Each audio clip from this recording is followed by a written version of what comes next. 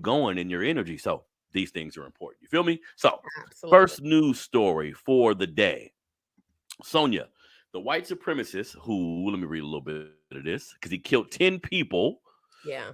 A white supremacist who killed 10 black people at a supermarket in Buffalo, New York last year was sentenced to life in prison on Wednesday after listening to relatives of his victims express their pain and rage. The sentencing hearing for Peyton Gendron, that's the gentleman's name, the white supremacist name, Peyton Gendron, was disrupted when he was charged at by a man in the audience who was quickly restrained.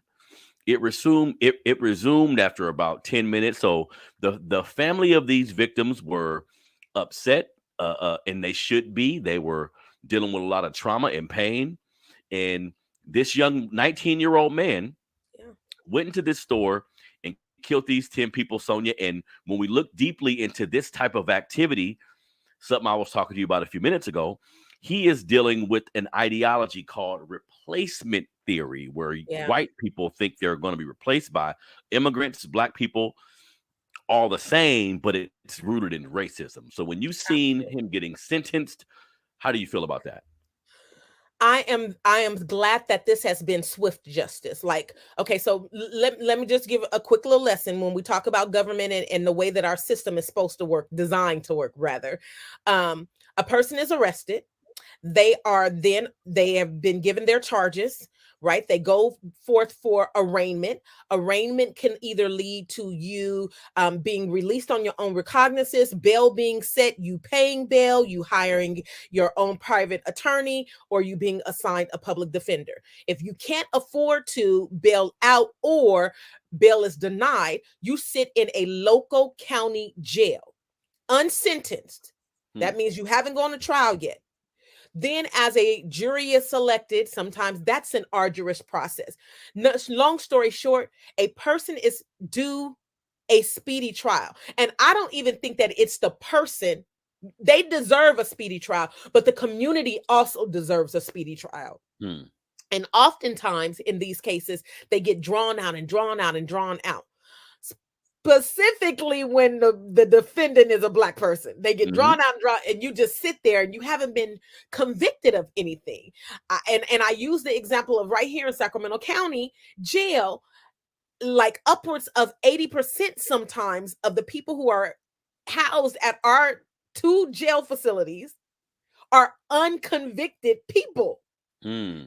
And so when you know that there's not a speedy process because they're not in a hurry to let you out, but Mm-hmm. this man, we want to get his case over with. I'm happy about that part. I'm happy that there is some sense of um closure for the family. They'll never get their loved ones back. Mm-hmm. That community of Buffalo, New York will never be the same.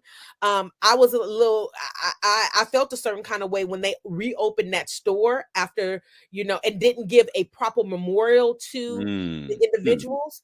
But I was elated hearing the heartfelt cries of family members and friends who testified in that sentencing hearing. So Mm-hmm. you go to trial, and either you're found guilty by your peers, and sometimes you don't have a jury trial. You might be the case might be determined by a judge, but in this case there was a jury. He was found guilty. Then soon after, usually within 30 to 90 days, there's what's called a sentencing trial, and that's just what happened. So Mm-hmm. now that sentencing is happening, he will be transferred from a county jail to a prison facility, Hmm. and that's where he will spend the remainder of his sentenced time. Um, Yep. and so I think that that's important for people to understand, because we need to understand due process. Mm-hmm. We need to push for, in cases when it's us that are the defendants, that we get speedy trials too. Do we get And speedy and trials I too? just think that they handle white bodies. This goes along the line of privilege, the theme of today. We Mm-hmm. talked about this a little bit last week when we talk about the indoctrination of white supremacy on white young boys in particular, but boys and girls are being indoctrinated, and that age range is between 13 and 19. So he fell right in there. We don't know how soon he was beginning to be indoctrinated with this racist ideologies, this replacement theory, all of that stuff, but it is fact. Yeah. And I'm just glad another racist is taken off of, the streets of America, and that he Hmm. can't harm with racialized terrorism, because that's exactly what it is. Hmm. And I'm hoping that it sent a message to his friends who are, in the same vein. Yeah. Yeah. That was my friend, and we used to have lunch around the Hmm. table about talking about them ends this, and them wetbacks this, and those Hmm. illegal alien. I'm Yep. hoping that this sent a message that it ain't worth it. It ain't worth it. And people don't realize that like that type of rhetoric, that's why racism is so dangerous. When we see Yes. certain rhetoric being spoke about in your job or with friends amongst you people like that, when people get to talking like that, they may move that conversation to some sort of action. And something else I want to mention, Sonia, in this article, the first word was white supremacist, right? So when a white person kills us, they call them a white supremacist. But black Right. people, melanated family, Come on. what we need to realize is a white supremacist is not just a lone shooter or some type of mass shooting suspect. We Right. got white supremacists in suits. We got white supremacists at the schoolhouse. Right. Like, let's not put an unfair face on all of white supremacy. It's a lot of moving pieces, and a lot of them don't have guns. They killing us by the pharmaceuticals they give Yeah. us. They killing us by miseducating your child. They killing us by locking us up Yeah. by the droves, right, Sonia? So it ain't just a mass shooter that's a white supremacist. Absolutely. I mean, we have several cases that have been coming out of, the woodworks being reported as news as of late. And it always happens in February, unfortunately. This is Mhm. the way that white supremacists really and truly try to leave their mark on and intimidate Black folks around this country. Mhm. Like, there's a school, I don't know where it is, but the white teacher decided that the activity to teach about slavery, she brought in cotton balls and she put Vaseline.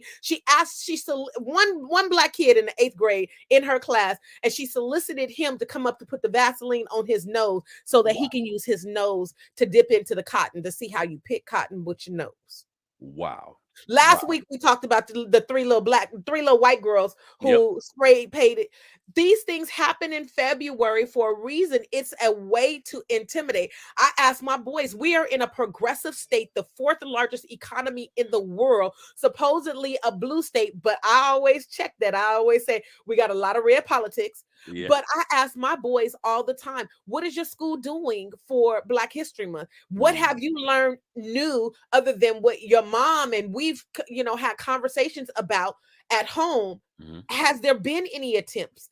And unfortunately, in a very diverse district of Elk Grove Unified School District, very close to Sacramento, there's not a lot of efforts. Hmm. And on top of not a lot of efforts, there are Black folks in positions of leadership in my children's school district, who are blocking Hmm. the progressiveness, the pride that can be coming out of this, the education that can come out of. There was supposed to be an all district BSU ball this year that we were planning. The parents, the Black teachers, Black Hmm. educators were planning for all of the high schools. It Hmm. was canceled, and the decision was made by a Black man. And the decision was made by a Black man. Think So about we got to the question those precedent, things. that sets. And we like we've talked about how Black History Month is kind of bastardized. Like me Yes.